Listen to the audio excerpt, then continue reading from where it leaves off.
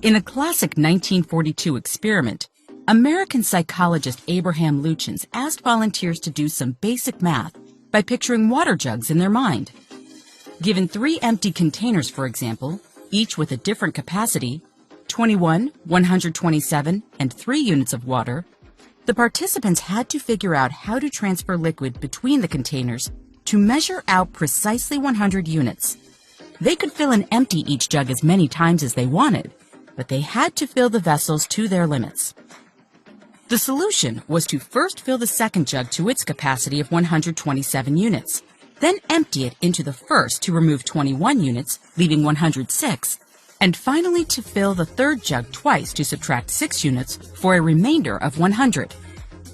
Lutyens then presented his volunteers with several more problems that could be solved with essentially the same 3 steps. They made quick work of them. But when he gave them a problem with a simpler and faster solution than the previous tasks, they failed to see it. This time, Lutyens asked the participants to measure out 20 units of water using containers that could hold 23, 49, and 3 liquid units. The solution is obvious, right? Simply fill the first jug and empty it into the third one. 23 minus 3 equals 20. Yet, many people in Lutyens' experiment insisted on solving the easier problem the old way, emptying the second container into the first and then into the third twice.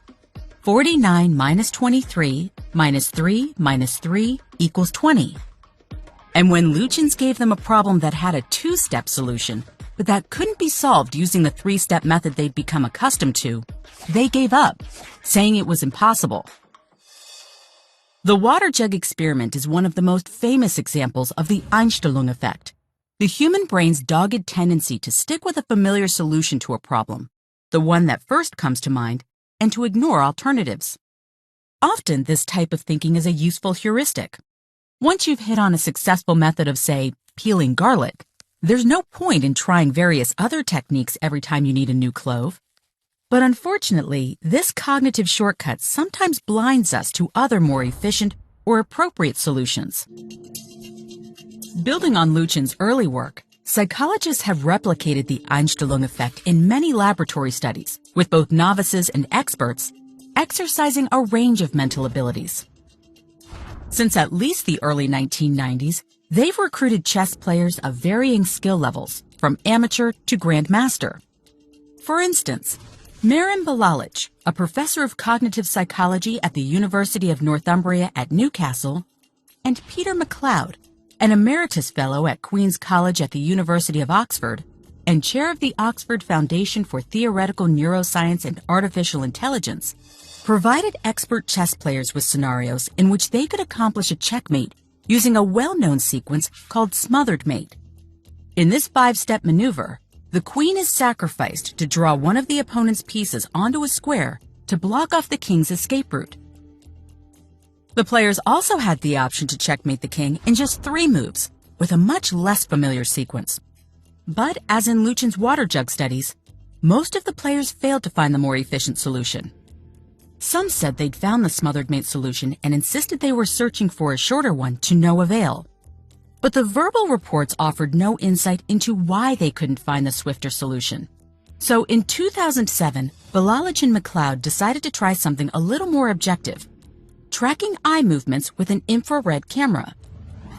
Which part of the board people looked at and how long they looked at different areas would unequivocally reveal which aspects of the problem they were noticing and ignoring. In this experiment, the researchers tracked the gaze of 5 expert chess players as they examined a board that could be solved either with the longer smothered mate maneuver or with the shorter 3-move sequence. After an average of 37 seconds, all the players insisted the smothered mate move was the speediest possible way to corner the king. When presented with a board that could be solved only with the 3-sequence move, however, they found it with no trouble at all. But when the players learned that this same swift checkmate had been possible in the previous checkboard, they were shocked. "No, it is impossible," one player exclaimed. "It is a different problem. It must be. I would have noticed such a simple solution." Clearly, the mere possibility of the smothered mate move was stubbornly masking alternative solutions.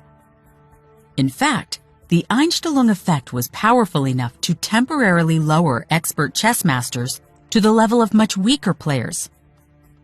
The infrared camera revealed that when players said they were looking for a faster solution, and even believed they were doing so, they didn't actually shift their gaze away from the squares they'd already identified as part of the smothered mate move. But when presented with the one-solution chessboard, players initially looked at the squares and pieces important for the smothered mate, and once they realized it wouldn't work, directed their attention toward other squares, and soon hit on the shorter solution. In 2013, Heather Sheridan, now at the University at Albany, and Eyal M. Reingold of the University of Toronto published studies that corroborate and complement these eye-tracking experiments. They presented 17 novice and 17 expert chess players with two different situations. In one scenario, a familiar checkmate maneuver, such as the smothered mate, was advantageous, but second best to a distinct and less obvious solution. In the second solution, the more familiar sequence would be a clear blunder. As in Bilalić and McLeod's experiments, once amateurs and master chess players locked onto the helpful familiar maneuver, their eyes rarely drifted to squares that would clue them into the better solution. When the well-known sequence was obviously a mistake, however, all the experts and most of the novices detected the alternative. The Einstellung effect is by no means limited to controlled experiments in the lab or even to mentally challenging games like chess. Rather, it's the basis for many cognitive biases.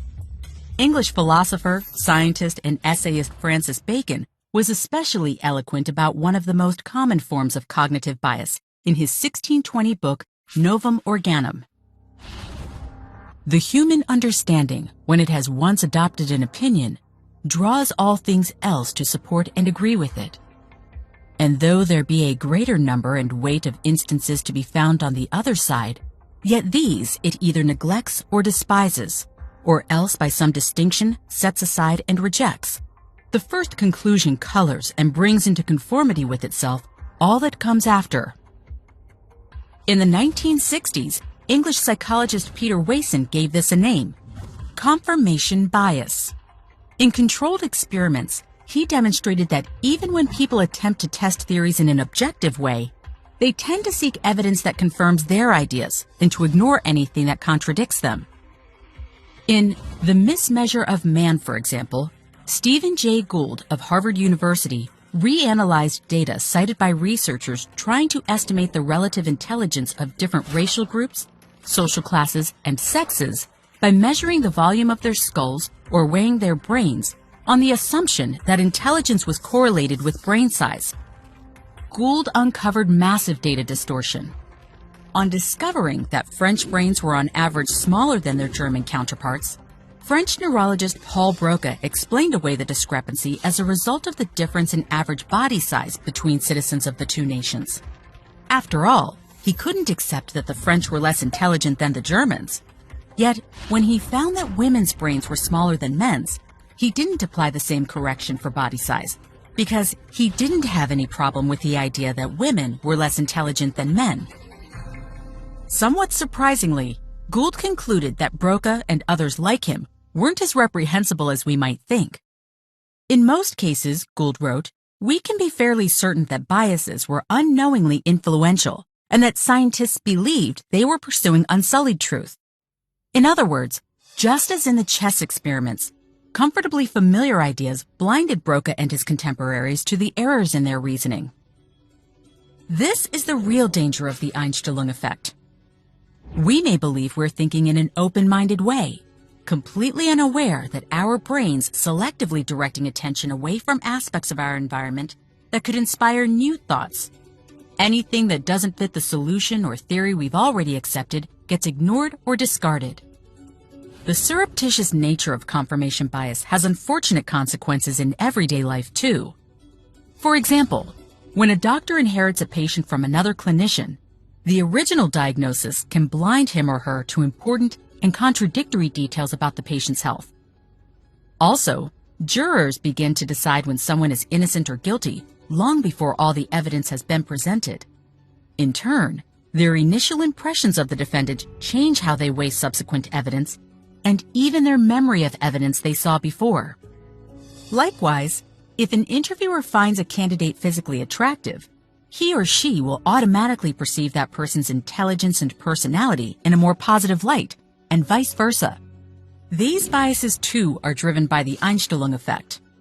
It's easier to make a decision about someone when we maintain a consistent view of that person rather than sorting through contradictory evidence. So the big question is, can we learn to resist the Einstellung effect? Perhaps.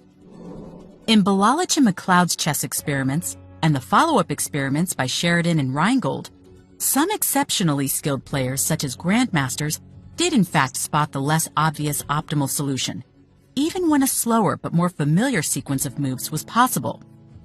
This suggests that the more expertise someone has in their field, whether chess, science, or medicine, the more immune they are to cognitive bias. But no one is completely impervious. Even the grandmasters failed when the situation was tricky enough. Actively remembering that you're susceptible to the Einstellung effect is another way to counteract it.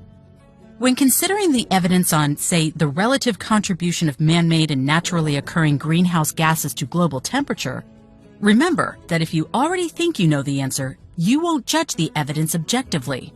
Instead, you'll notice evidence that supports the opinion you already hold, evaluate it as stronger than it really is, and find it more memorable than evidence that doesn't support your view. English naturalist Charles Darwin came up with a remarkably simple and effective technique to counteract the Einstellung effect. "I had, during many years, followed a golden rule," he wrote. "Namely, that whenever a published fact, a new observation, or thought came across me, which was opposed by my general results, to make a memorandum of it without fail and at once. For I had found by experience that such facts and thoughts were far more apt to escape from memory than favorable ones." In short, if we sincerely wish to improve our ideas, we must learn to accept our errors. This video was adapted from the article "Why Good Thoughts Block Better Ones" by Merim, Bilalić, and Peter McLeod. It appeared in The Mysteries of the Mind issue of Scientific American.